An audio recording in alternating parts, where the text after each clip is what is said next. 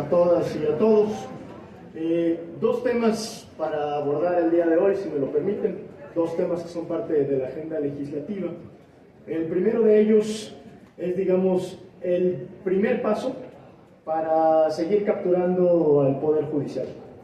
No el primer paso, es uno más de los pasos que Morena, el régimen el día de hoy, el régimen hegemónico, ha venido dando para tener bajo su tutela y su completo control a todo el Poder Judicial. El día de hoy, lo que va a hacer Morena de manera unilateral es prácticamente elegir en solitario a quienes integrarán los tribunales electorales locales. Ustedes han sido testigos de todo este ejercicio, que hoy lo podemos decir, lamentablemente ha sido una simulación. Más de 1000 candidatas y candidatos que de buena fe creyeron en que podían aspirar a un cargo que lo que debe hacer es impartir justicia electoral, y lo que va a terminar siendo pues es una selección de las cuotas y los cuates de Morena. ¿Qué vamos a ver al final del día? Una conformación partidista, exclusivamente partidista, morenista, de la gran mayoría de los espacios en los tribunales electorales locales. ¿Cuál es el problema con esto? Pues que se pone en gravísimo riesgo la legalidad de los próximos procesos electorales en las distintas entidades federativas. Algunos me han preguntado qué pasó en la Junta de Coordinación Política cuando vimos este tema. La verdad es que no pasó absolutamente nada. Llegó Morena, presentó su lista, dijo: este es el acuerdo que vamos a someter a votación el día de hoy, y no hay margen ni de revisar los perfiles, ni siquiera revisar si se cumple con criterios de paridad. Por supuesto, hay una negación total a una evaluación abierta de quienes integran estas listas, y lo que van a hacer pues es hacer lo que hacía el antiguo régimen y que ellos tanto criticaban. Va la aplanadora y seguramente en unos momentos más estaremos en esta votación. ¿Les van a alcanzar los números o no? A ciencia cierta no lo sé, porque lo que hay es una tremenda cerrazón para este proceso de construcción, que debería de contar por su trascendencia, por lo que ha ocurrido en los últimos años en este país, con un consenso mínimo de las fuerzas políticas. Sin embargo, esto no es así. Es, de alguna forma, el preámbulo de lo que seguramente estaremos viendo con la elección del Poder Judicial del día 1 de junio. Tema 2. Hace algunos momentos ustedes fueron testigos de el espectáculo, un espectáculo más del presidente de la mesa directiva del Senado de la República, que de manera unilateral, unipersonal, emite un pronunciamiento a título del Senado de la República que refleja únicamente su visión, por lo tanto una visión parcial de un pronunciamiento que debiera redactar, cuidar el Senado de la República, contando también con la integración de los distintos puntos de vista. Déjenme decir sobre esto dos cosas. Me parece que hay una terrible confusión a propósito del pronunciamiento, de la observación que hace el Comité para la Desaparición Forzada de la ONU. Cuando el Comité de Desaparición Forzada de la ONU se refiere al Estado mexicano, se refiere absolutamente a todos los integrantes del Estado mexicano, a la Presidencia de la República, a los gobernadores, a los presidentes municipales, al Poder Judicial, al Poder Legislativo, a las Fuerzas Armadas, etcétera, etcétera, etcétera. Y lo que hace el Comité de la ONU es justamente observar la presencia de un fenómeno histórico en este país. Si no hubiera desaparición forzada, ¿cómo llegaríamos a las cifras de desapariciones que hoy tenemos de manera escandalosa en este país? Por lo tanto, hay una primera confusión. Y a nosotros lo que nos hubiera gustado, y eso es lo que dijo tanto la senadora Amalia García como el senador Luis Donaldo Colosio, es que el Estado mexicano responda puntualmente la información que el Comité para las Desapariciones de la ONU le está solicitando. Eso es lo que procede. No podemos nosotros evadir la presencia de un fenómeno tan complejo y de la magnitud que tiene hoy el fenómeno de las desapariciones, sean forzadas o no, en el territorio mexicano.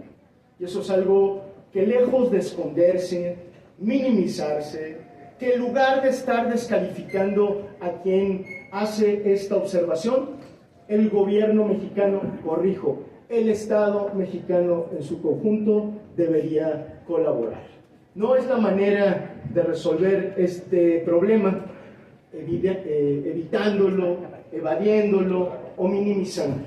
Lo que hay que hacer es enfrentarlo con responsabilidad, con oportunidad y sin que esto se tome como un asunto personal. Yo escuché parte del debate, seguramente ustedes también, y en muchas ocasiones se hacía alusión a, díganme una sola desaparición forzada, imputable a la jefa del Estado mexicano o al expresidente López Obrador. Lo que está diciendo el Comité para la Desaparición Forzada no es imputable al presidente, al expresidente o a la presidenta. Es imputable al Estado mexicano, y el Estado mexicano no existe a partir de la llegada de Morena al poder. Es proceso histórico de larga data, de tal suerte que me parece que hay piel demasiado sensible y por lo tanto una ignorancia supina en lo que está observando el Comité para la Desaparición Forzada y que debería de procesarse por una instancia como el Senado mexicano de otra manera. Esos son los dos temas que me gustaría comentar con ustedes y estoy a sus órdenes para cualquier aclaración. Tenemos una pregunta, senador, de Andrea Becerril de la... Adelante, Andrea. Buenas tardes, senador. Buenas tardes. Es sobre el primer tema que trató.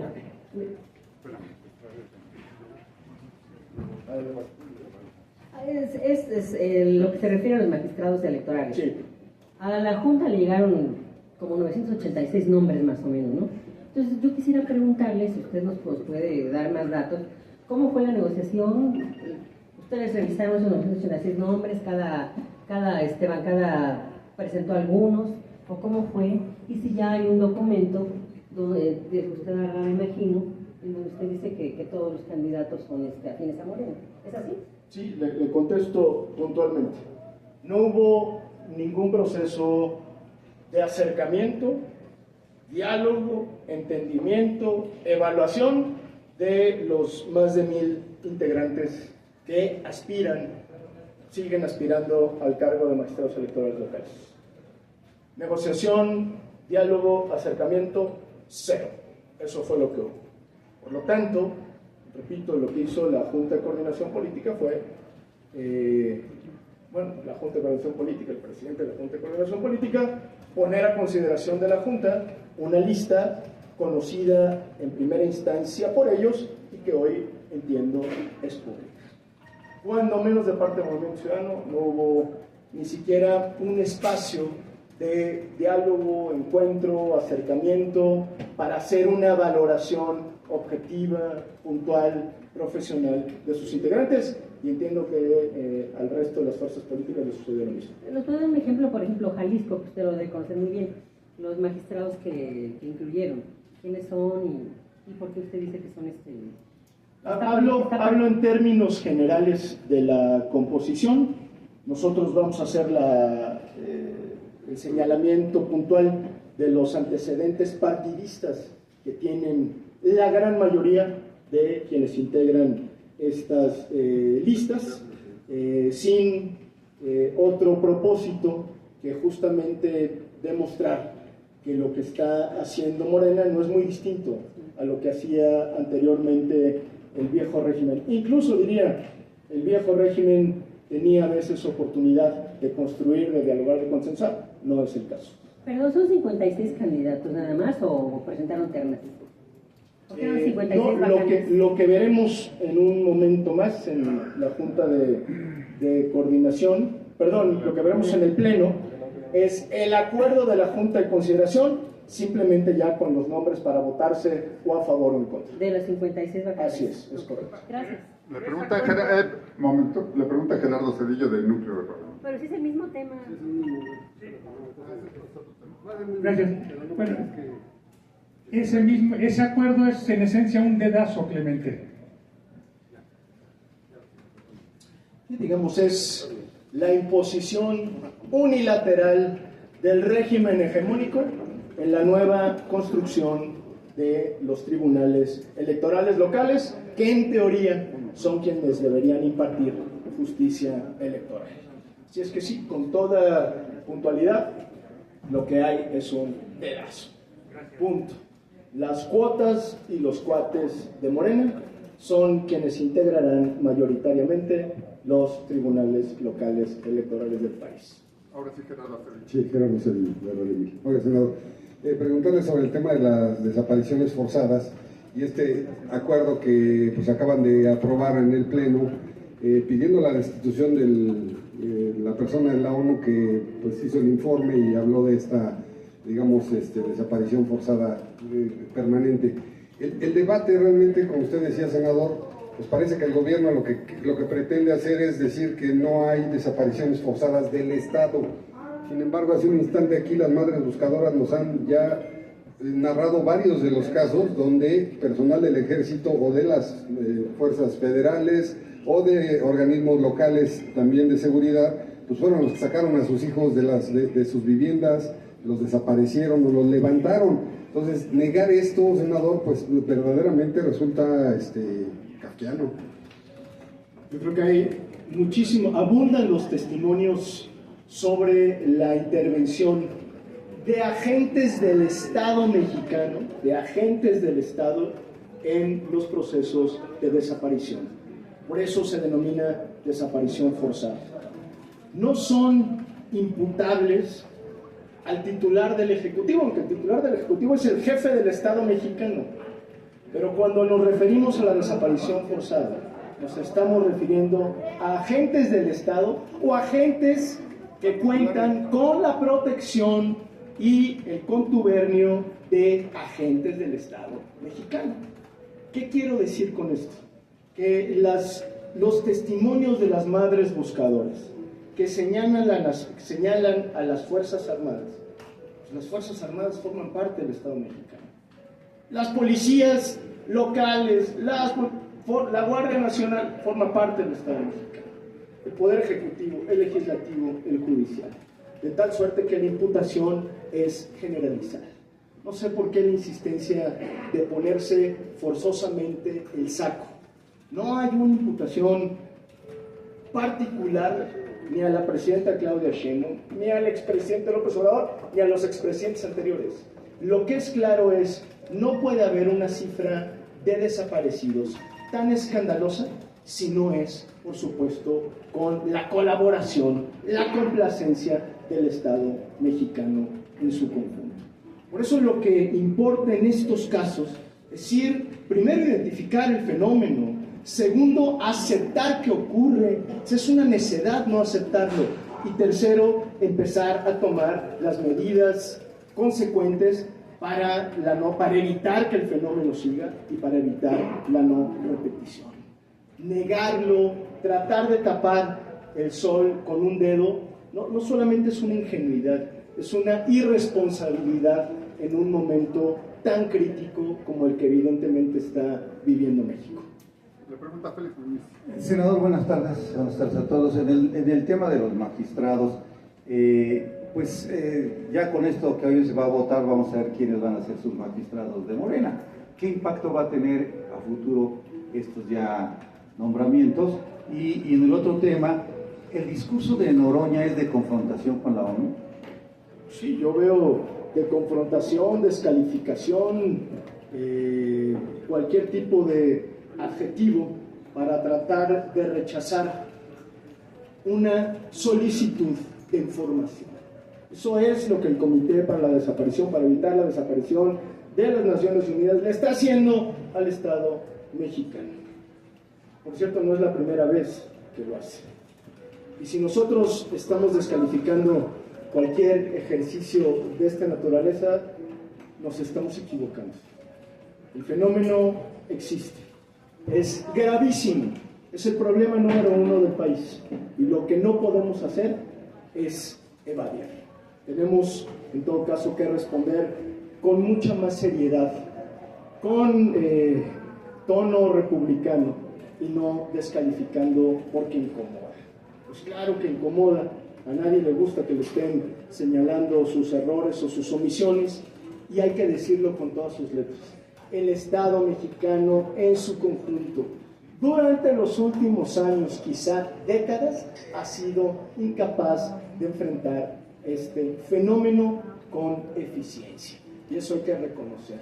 Si no reconocemos eso, no vamos a resolver ningún problema. Pasando a la primera pregunta, la implicación es gravísima. Morena va a controlar los procesos electorales a partir de la captura de los tribunales electorales locales y seguramente lo que será la elección del día 1 de junio, la captura de las salas regionales del Tribunal Federal Electoral y, ¿qué decimos de la sala superior? Que la mayoría de las veces, por no decir todas, está prácticamente subordinada a los intereses del poder político del país. Es decir, volvemos a la época de las elecciones de Estado. Ellos organizan, ellos las hacen, ellos las califican y sálvese quien pueda. Es, digamos, un paso más para borrar en este país el pluralismo político. Hoy las elecciones libres, limpias, imparciales están en entredicho. La última pregunta se la hace Verónica Macías del Heraldo de México. ¿Qué están votando? ¿Alguien sabe? Perdón.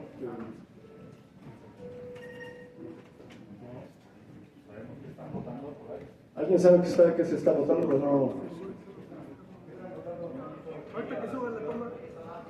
¿Eh? Nadie puso Adelante con la pregunta. Senador, yo le quiero preguntar justamente lo de los magistrados electorales. Se había denunciado que hasta un 40% de estos candidatos estaban pues vinculados o los habían, eran candidatos a algún puesto de elección popular y estaban vinculados con un partido político. ¿Ustedes detectaron esta situación? ¿Sí es el 40% de estos candidatos y sí pertenecen a Morena desde su análisis? Ojalá fuera el 40%. Casi el 80% de quienes van a estar en esa lista tienen algún vínculo partidista o antecedentes de militancia abierta en Morena o en los gobiernos de Morena. De ese tamaño es el problema. Sería todo, senador, muy amable. Muchísimas gracias. Buenas tardes.